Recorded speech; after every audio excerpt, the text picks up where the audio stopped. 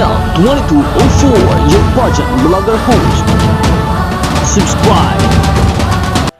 Magandang araw Pilipinas and good day pageant lovers! Congratulations to the second set of special awards winners of the Miss Mandirigma Philippines 2025.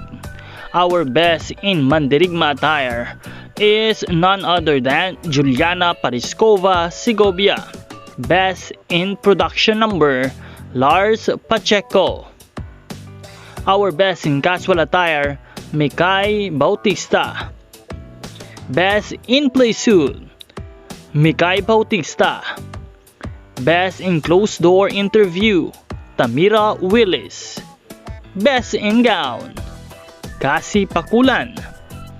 And the Internet Choice Award goes to Yumi Garcia.